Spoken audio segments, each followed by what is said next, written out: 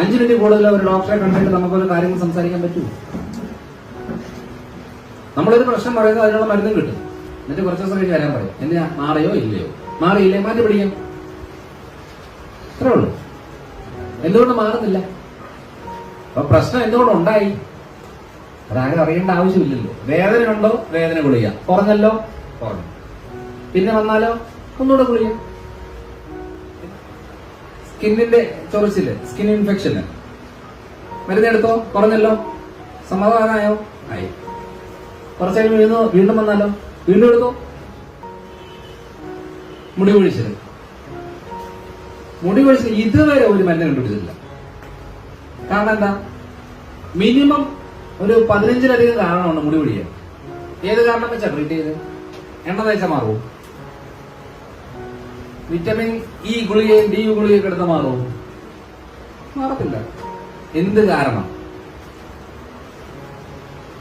ഈ പ്രമേഹമുള്ള ആൾക്കാരെ കണ്ടിട്ടില്ലേ? പ്രമേഹമുള്ളവര് പ്രമേഹത്തിന് മരുന്നെടുക്കും.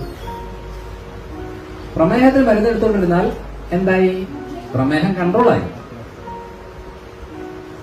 ഇനി രാവിലെ വൈകുന്നേരം ഗുളിക എടുക്കുന്നു, രാവിലെ വൈകുന്നേരം ഇൻസുലിൻ എടുക്കുന്നു. രാവിലെ ഒരു 20 യൂണിറ്റ്, വൈകുന്നേരം ഒരു 15 യൂണിറ്റ് ഇൻസുലിൻ എടുക്കുന്നു എന്ന് വെച്ചോ.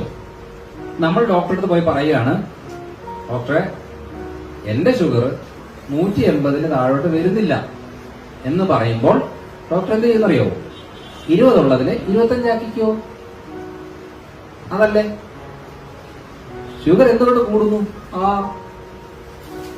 ഷുഗർ കുറയ്ക്കുക എന്ന് മാത്രമേ ഫോക്കസ് ചെയ്തുള്ളൂ. അതുകൊണ്ട് എന്താ സംഭവിക്കുന്നത്? ഷുഗർ കൺട്രോളിൽ നിൽക്കും. ഈ പുകച്ചില്, മരവിപ്പ്, കാഴ്ചയ്ക്ക് മങ്ങല്, ഉദാഹരണക്കുറവ്, ക്ഷീണം, മസിൽ കയറ്റം, ഗ്യാസിന്റെ പ്രശ്നം എല്ലാം കാണിക്കും.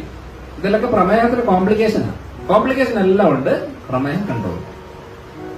അങ്ങനെയായി സംഭവിക്കുന്നത്. നമ്മൾ ഓരോ തവണയും ഗുളികയുടെ എണ്ണം കൂട്ടി, ഡോസും കൂട്ടി, ഇൻസുലിൻ കൂട്ടി പൊക്കൊണ്ടിരിക്കും. അല്ലാതെ അന്നേരം ഓർത്തണം കൈവിട്ട് പോവുക. കാരണം ശരീരത്തിന് അവയവം പണിയെടുക്കുന്നില്ല.